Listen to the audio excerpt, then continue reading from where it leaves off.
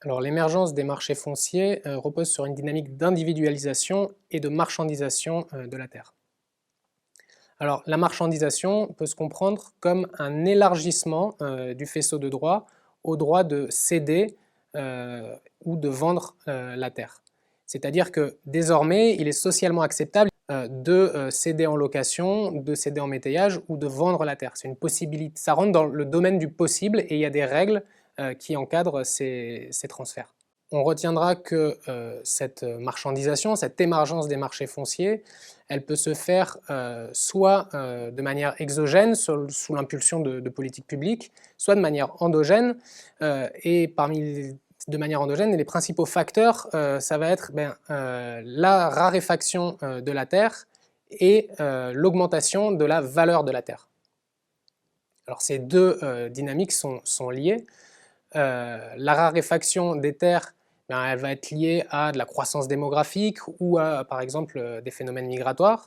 Et alors l'augmentation de la valeur de la terre, elle est évidemment liée à la raréfaction de la terre, mais elle est aussi liée à des changements dans l'économie locale. Par exemple, on peut avoir le passage d'une agriculture de subsistance à une agriculture commerciale qui est source d'augmentation de sa valeur et de marchandisation, l'urbanisation ou la périurbanisation, ou encore des transformations dans les techniques de production qui peuvent du coup entraîner et accélérer ce processus de marchandisation.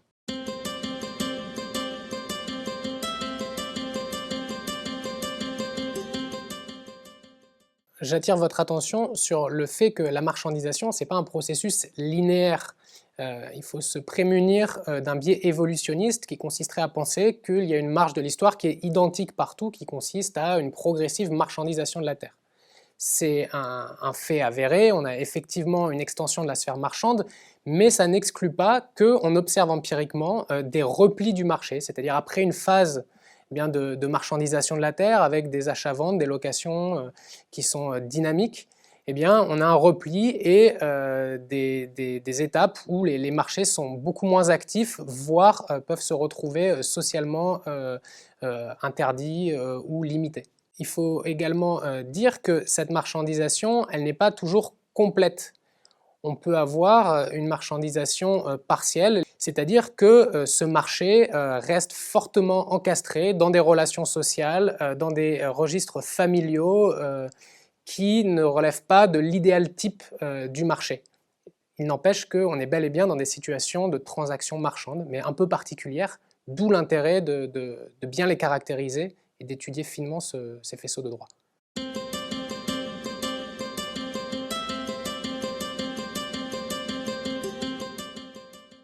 Alors bien sûr, hein, on observe des marchés fonciers dans tout type de contexte et il n'y a pas de corrélation directe entre son interdiction et l'activité des marchés.